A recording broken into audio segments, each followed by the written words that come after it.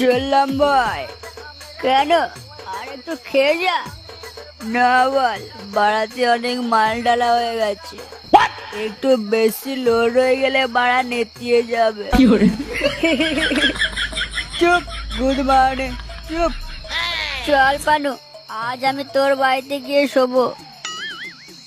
কেন বাড়া, একলা হ্যান্ডেল মারতে মারতে কি হাত ব্যথা হয়ে গেছে?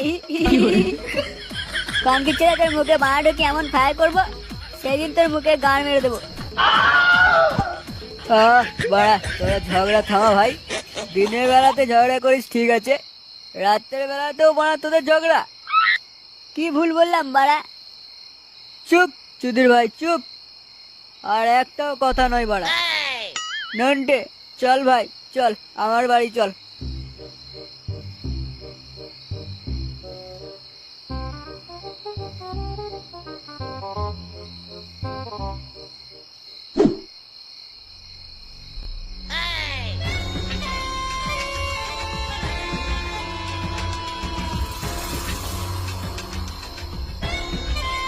কানকি ছেলেটা যত দিন যাচ্ছে তত ওর হাত পা গজাচ্ছে দেখছি। বাবা, আপনি আপনার কামরায় যান, আমি জেগে আছি। ও এলে তবে আমি ঘুমাবো। হ্যাঁ, পেন্নি চুতির ভালোবাসা যেন উদলে উঠছে বাতারের জন্য।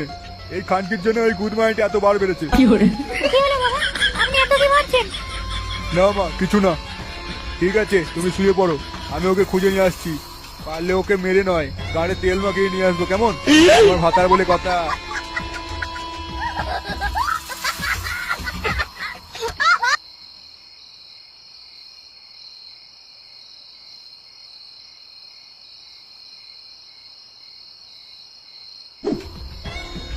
लेकिन ये साला कर क्या रहा है यहाँ पे?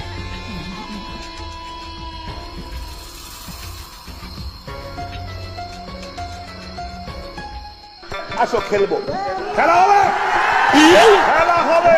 কই গো সোনা? এই বড় আসার টাইম হলো তোমার। তুমি জানো তোমার জন্য কখন থেকে আমি অপেক্ষা করছি?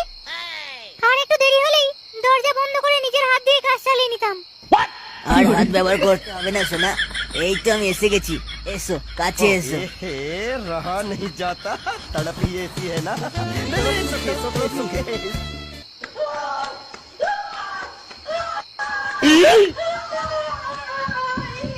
আরে শুনতে পাচ্ছিস, কারা যেন চেঁচামেচি করছে? চেঁচামেচি নয় রে খানকির ছেলে, ঠাপাঠাপি করছে। এত রাত্রেও এইদিকে এই হচ্ছে, কিন্তু এই ঘরে তো কেউ থাকতো বলে জানি না। চুদির ভাই আমার, কেউ থাকতো না, এবার এসেছে আর এসেই লাগাতে শুরু করে দিয়েছে। না রে বানু, আমার যেন কিরকম সন্দেহ হচ্ছে। খানকি ছেলে, তোর পেটে মাল বেশি পড়ে গেছে, দেবো নাকি ক্যাচ করে লাথি মেরে সব বের করে? তুই লেওড়া যা পারিস তাই কর, একবার শুধু আমার কথা শুনে দেখ, তারপরে বুঝবি এখানে নিশ্চয়ই কোনো ঘোটালা চলছে। ঠিক আছে চল, তবে সামনের দরজা দিয়ে নয়, পিছন দিক দিয়ে ঘুরে ঘুরে যাব। কেন পিছন দিক দিয়ে কেন? সামনে দিয়ে গেলে বানা কি হবে? ওরে খানকির ছেলে, সামনে দিয়ে গেলে দেখতে পেয়ে যাবে আমাদের, আর যদি পিছন দিক দিয়ে যাই তাহলে জানালা দিয়ে উকি মেরে দেখতে পাবো কোন গুদমানি এত রাত্রে এখানে এসে পক পক করছে। হ্যাঁ ঠিক বলেছিস, চল তাহলে।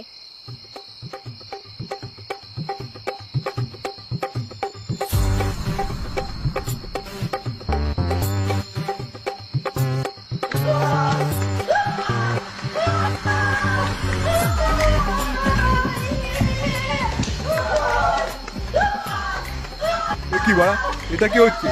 ওই ঘর থেকে মাগির শব্দ আসছে, নিশ্চয়ই কেউ ঠাপাচ্ছে। খেলে নয় তো? খানকি ছেলেকে বিশ্বাস নেই, বাল দরজা ভেঙে বাড়া ঢুকবো, যা হয় হবে।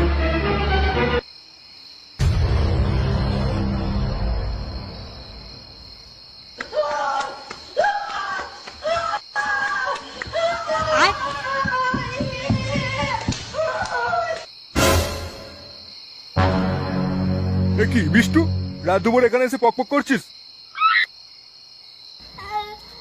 দিলীপ দা প্লিজ এই কথাটা কাউকে বলো না, না হলে মারা আমি ধনে পানে মারা যাবো। খানকির ছেলে, তুই ধনে গাড়ে মারা যা বা পাড়ার মাথা লটকে মারা যা, সেটা নিয়ে আমার কোনো যায় আসে না, কিন্তু তুই বৌমাকে ধোকা দিচ্ছিস। বেশ করছি মারা, ওই মাগি আমাকে সুখ দিতে পেরেছে মারা। সুখ? কিসের সুখ লাউড়া? সুধীর ভাই আমার, তোর পক পক করার শখ হচ্ছে, হ্যান্ডেল মেরে নে, তাই বলে তুই দাঁড়া খানকি ছেলে, তোর বউকে আমি সব বলবো। শোন, একদম চুপ করে থাকবি। হ্যাঁ হ্যাঁ। কি এত বড় কথা? আমি এখনই গিয়ে বলবো তুমি এই মেয়েটির সর্বনাশ করতে এসেছিলে। মানে?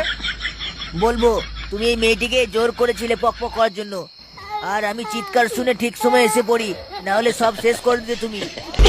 খানকি ছেলে, তোর এই কথা বলতে লজ্জা লাগলো না? আমিও বলবো।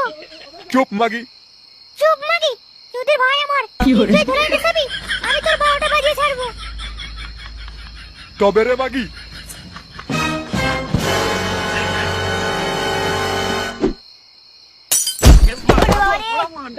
আরে আমার দমটা আটকে গেল রে। কে রে মারা? কেউ মনে হয় ঘরের পিছনে ঘাপটি মেরেছিল। ঠিক হয়েছে, তোদের পক করতে দেখে নিয়েছে। এবার আমিও গিয়ে বলবো সবাইকে তোদের পকের কথা।